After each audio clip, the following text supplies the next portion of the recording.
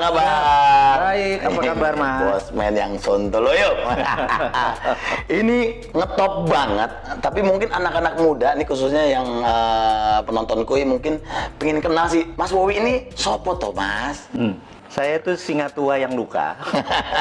Kemudian daripada merusak, ya saya menulis. Kebetulan hobi saya adalah menulis dan saya adalah amateur writer kali ya. Amateur writer itu bukan karena komersial, tetapi karena setiap hari saya punya diary. Zaman dulu saya punya diary. Jadi sekarang sejak 2011 diary-nya saya pindahin ke Facebook. Cuman nama peristiwanya saya sadurkan supaya saya ada memori sedikit gitu ya. Nah saya heran kenapa buku harian saya dibaca orang, itu aja yang saya heran gitu. Jadi kalau tanya siapa Bosman gitu ya, saya adalah amatur writer. Gokil, amatur writer tapi bisa memprediksi masa depan. By data, tapi always by data ya. Mas Wowi katanya pernah mewawancarai 400 teroris. Sebutin 5 tersangka teroris yang susah ketebak gitu. Jadi dari 2009 sampai 2013 saya memang aktif sekali di dalam membantu negara karena saya merasa terorisme itu adalah act of war, atau terorisme itu adalah tindakan perang yang terkecil. Jadi perang sel, dan dia menggunakan aksi teror atau menakut-nakuti. Tujuannya kalau di negara berkembang seperti Indonesia berbeda dengan sebuah aksi teror di negara maju seperti misalnya di Jepang itu. Kalau di sebuah negara maju, aksi teror dipakai untuk merubah kebijakan. Kalau di negara berkembang seperti di Indonesia adalah merubah pemerintahan. Jadi saya pikir ujung-ujungnya pasti memecah NKRI, dan darah merah kita langsung keluar kalau teroris ini arahnya merubah NKRI gitu ya. Know-how saya adalah bagaimana mengetahui pola pikir mereka kemana, patternnya. Ya saya interview biasa, mereka bahkan tidak menyadari bahwa itu adalah bagian dari interview. Bukan sekedar bukan collect data, bahkan kita ada cara untuk bertanya. Yang menarik adalah seorang Malaysia, agen dari Inggris yang namanya Nurdin M. Top, emang sengaja mengacurkan bangsa Indonesia. Jadi by all means Malaysia ini memang sedikit nakal. Kita disusupi dengan Nurdin M. Top, dan dia punya kemampuan linguistik pattern yang sangat luar biasa. Beberapa kali dokumen saya menyaksikan, dia dalam kurang dari 5 menit bisa membuat orang teriak Toto Allahu Akbar dan berani jihad. Bener-bener cara pengerubah itunya, dan itu menggunakan dengan waking hypnosis, alias dia tidak memakai orang yang tutup mata tidur gitu ya, seperti yang di komersial itu. Dia nggak kayak uya-uya ya. Dan itu kelihatan masih rendah memang ilmunya yang menggunakan tidur itu hipnosis. Tapi waking hypnosis itu benar-benar sadar, mata terbuka, kesadaran penuh, dan dia menggunakan linguistik pattern yang sangat luar biasa. Polanya saya pelajari, saya bilang gila nih orang, 5 menit aja anak. Waktu itu saya lihat ada videonya di Cirebon, 2 anak, cewek 1, cowok 1 dipanggil ngomong tentang jihad, Toto Allahu Akbar, dan bersiap mati untuk doktrin yang ditaruh oleh Nurdin M. Top. Saya bisa bilang gila nih kalau didiemin gitu ya. Nah, tapi ya bersyukurnya bahwa dia udah selesai, chapter itu udah selesai, dan selama 5 tahun itu pengalaman menarik buat saya, berkontribusi sedikit. Bukan saya adalah bagian dari lembaga tertentu, tapi ini adalah berkontribusi sedikit bagaimana supaya terorisme yang mengatasnamakan agama, yang mau mecah belah NKRI sekarang bisa dikatakan sudah selesai. Tapi yang jelas yang menjadi pahlawan menurut saya adalah Pak Tito Karnavian, orang-orang yang di dunia kepolisian saat ini, yang dialah actionnya ya. Kalau saya kan cuma polanya atau patternnya atau mindsetnya saja yang saya pelajari. Mudah-mudahan menjawab apa sedikit. Yes, aduh, saya yang merinding. Nah, Mas Wowi, pertanyaan ketiga kan, Mas Wowi pernah bilang nih, orang-orang harus paham cara dunia ini bekerja. Bisa nggak sih Pak di-share poin terpenting, minimal kita sebagai orang awam tuh harus ngerti apa sih maksudnya gitu, dunia ini bekerja tuh seperti apa gitu. How the world work, bahasa Inggris susah bener ya. How the world work. Gitu. Jadi tidak pernah berubah sejak tahun 45. Jadi sebelum tahun 45 dunia ini bergeser jauh, tapi setelah tahun 45 ke sini dunia ini tidak bergeser jauh. Setelah Long Telegram, ada sebuah buku yang menarik yang ditulis George Kennan, di mana dia adalah menaruh foreign policy yang diatur adalah Eropa adalah negara produsen, Amerika negara produsen, kemudian Timur Tengah adalah negara energi, kemudian Afrika adalah bahan bakunya Timur Tengah, Amerika Latin adalah bahan bakunya Amerika, kemudian Asia seperti Indonesia, Asia Tenggara, India, dan China adalah market. Kalau market itu tidak boleh miskin, tidak boleh kaya, gitu ya. Nah, kalau negara produsen harus kaya. Negara sumber bahan alam tidak boleh kaya. bahkan harus lebih miskin daripada negara market gitu ya. Itu memang disetel seperti itu. Suatu hari di tahun 80-an, 90-an di mana musuh Amerika adalah Soviet, zaman presidennya adalah Ronald Reagan.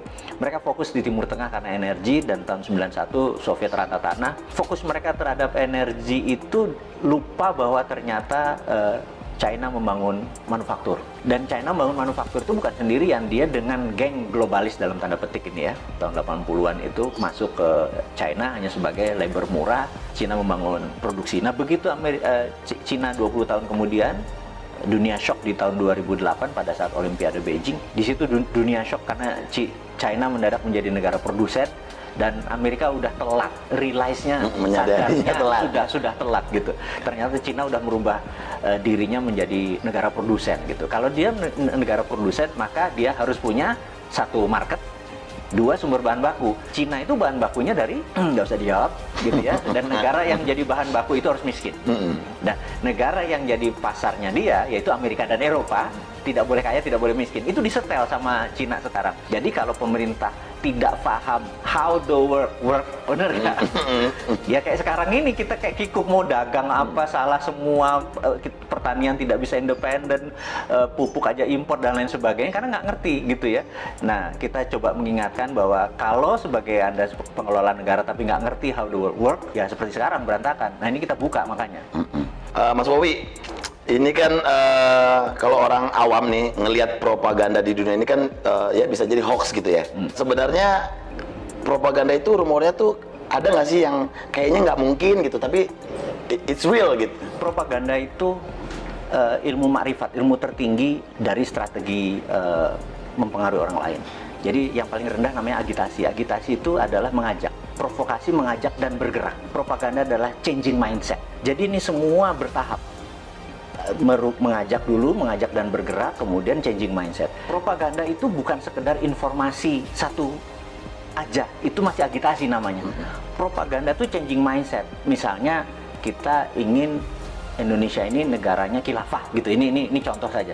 Mereka punya cara melakukan agitasi, provokasi supaya nanti oh iya ya, kita harus merubah menjadi khilafah. Itu contoh propaganda. Namanya changing mindset. Jadi kalau sepotong-sepotong nggak bisa dibilang itu propaganda. Jadi harus hati-hati, sepotong-sepotong ini bagian dari puzzle-puzzlenya ini. Counter propagandanya pun kita udah harus siap. Gitu, ada counter propaganda. Oh, ini bagian dari propaganda, bagian dari agitasi, bagian dari provokasi, bagian dari kita harus ada counternya. Saat ini dunia intelijen harusnya punya divisi itu. Mudah-mudahan sadar. Karena sadar itu dalam artian karena ilmu ini bergeser terus, ilmu komunikasi massa ini bergeser terus. Dulu adalah menggunakan koran, dulu menggunakan TV, dulu menggunakan radio, sekarang menggunakan apapun. Jadi sekarang ini perangnya bukan battle ground, bukan perang ground, tapi battle space. Nah, kemampuan battle space kita ini, perang di udara tadi, bukan satelitnya, bukan sekedar internetnya, bukan sekedar sosmednya, tapi kontennya ini benar-benar tidak sesederhana yang seperti kita bayangkan. Nah, di sana dokter-dokter semua, iya kan, bukannya seseorang yang ilmu pengetahuan ya. psikologinya nggak mateng gitu. Jadi saya pikir banyak yang harus kita pelajari. Jadi sekali lagi anak-anak muda yang di bawah 40 tahun yang saya bilang nanti 4 tahun lagi berkuasa itu kesempatan Anda belajar, karena yang tua-tua nggak mungkin belajar kan. Terlambat. Kalau sekarang yang lagi Mas Bowie dalemin, khususnya di Indonesia ini lagi ada propaganda apa sih? Saat ini yang saya lihat kita terjadi pelemahan di dalam memahami namanya sovereignty atau kedaulatan. Ekonomi kita tidak berdaulat, finance kita tidak berdaulat, bahkan sumber daya alam kita tidak berdaulat. Bisa diambil contoh gini, kita udah dikadali sama Freeport. Dikadali Freeport tuh gini, Grasberg itu adalah tambang tembaga. Kita cuma dapat koper konsentrat. Setelah diproses jadi konsentrat, dikirim anoda slime, dikirim tadi, dan kita tidak mendapatkan benefit koper konsentrat. Apa itu benefit? Begitu dia masuk ke smelter, maka outputnya adalah gold 100 ton per tahun, platinum 50 ton, dan ada uranium dari rare earth. Kita tidak mendapatkan benefit tersebut. Jadi kita cuma dibayar pajaknya hanya koper, tembaga gitu ya. Oke, kebodohan 40 tahun, udahlah biar dulu mbah-mbah yang kita mungkin udah dapat benefit ya wes, kita kan orang Jawa dididik mikul dhuwur mendem jero ya. Ya sudah, kita mikul dhuwur, oke gitu. Tapi kalau sekarang rupanya ada undang-undang yang nikel, jadi nikelnya 25%. Ini lucu, begitu dia tambang, nikelnya 25%, nggak boleh 40. Karena kalau, maksudnya kemurnian nikelnya ya, 25. Yang kita harusnya adalah kemurnian nikelnya 99,9. Tapi kalau 99,9 maka banyak yang dibuang. Dia nggak mau, dia maunya 25% aja. Kenapa? Karena 25% itu ada dua benda yang dia incer. Satu feronya, dua litiumnya.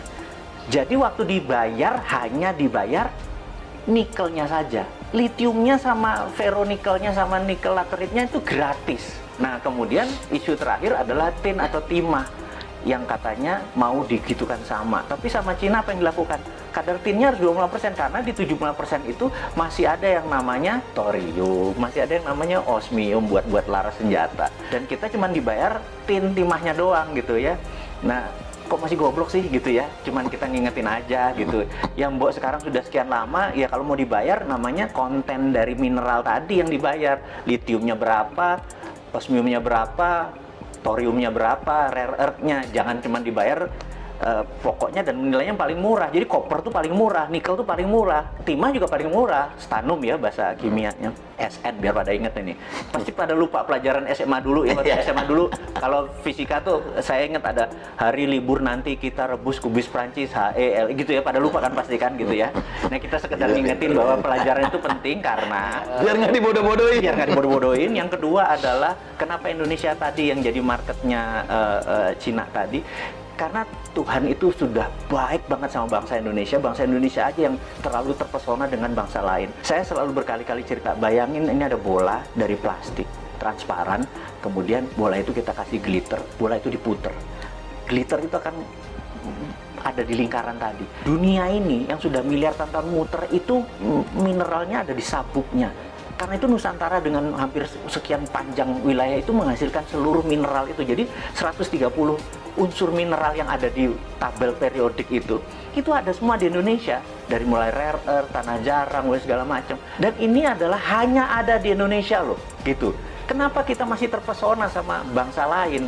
Ini aja digarap. Kalau kita mau berdaulat, kita buat aja namanya metal road gitu atau mineral road gitu ya. Dulu kan ada spice road misalnya gitu, jalan rempah ya, kita jalan mineral karena kita the only country yang punya itu semua di dunia ini. Itu yang membuat generasi nanti ya, yang 4 tahun lagi berkuasa tadi, ambil itunya Jo, gitu ya. Jangan lu pikirin yang tua-tua ini. Iya. Nah, Mas Bobi, coba Mas Bobi, ada nggak konspirasi yang paling serem dan berhasil sepanjang sejarah? Menurut saya adalah diambilnya emas Indonesia sebelum Pak Karno dikudeta, dan itu gerakannya cantik sekali sehingga depository emas kita lepas hampir 1000 ton gitu ya. Cakep sekali skenarionya dan itu bisa dibuktikan one of the best. Nah, ini kita ngomongin yang anget-anget nih. Kemarin nih kayaknya Pak Bos lagi marah-marah sama menterinya nih, ya kan? Gimana Mas Bowi menanggapi statement Presiden kemarin yang kayaknya bakal ada reshuffle kabinetnya gimana? Kalau saya lihat tujuannya Pak Presiden adalah mengingatkan, jadi early warning untuk semuanya bergerak. Tapi kalau kapabilitas dan kapasitasnya memang tidak ada, menurut saya dalam 2-3 bulan ke depan benar-benar diganti secara fisik. Saran saya, karena ini bukan biasa saja, ini udah extraordinary, jadi udah bukan extraordinary lagi, udah extraordinary karena economic at war. Di dalam economic at war itu hampir no law, nggak ada hukum. Hukumnya adalah survival of the nation, hukumnya. Jadi gimana bangsa ini supaya survive. Jadi jangan, survive-nya harus cara kayak gini, nah itu lagi normal. Sekarang nggak peduli cara, yang penting bangsa ini survive, intact, utuh, dan cepat. Yang diganti saran saya adalah semuanya. Semuanya, bedol desa ya? Bedol desa. Semuanya bongkar ya? Benar. Nah, kalau menurut Mas Wowi, 5 negara yang punya sistem pemerintahan paling oke. Saat ini menurut saya negara yang paling oke adalah Cina. Karena struktur Cina adalah single party, partainya satu, yaitu PKC, Partai Komunis Cina, dan di dunia ini ada 7 negara yang single party, salah satunya Meksiko. Jadi dengan adanya single party, mereka bisa orang yang menjadi pemimpin itu benar-benar orang yang memang bukan 5 tahunan, memang punya karir dari bawah ke atasnya baik.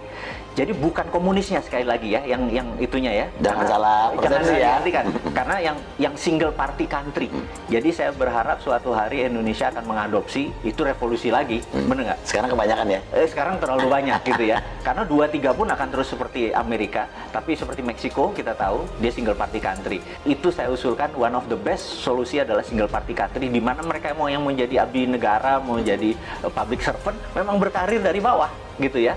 Dan jadi antara country dengan party atau partai menjadi satu. Itu tadi baru Cina tuh. Ya pokoknya yang single party country ya. Kita googling bareng-bareng. Iya. Nah itu, makanya jangan apa-apa lengkap. Nah, ya benar. Teman-teman biar belajar ke Wikipedia, bener nggak? Bener. Nah, pertanyaan terakhir.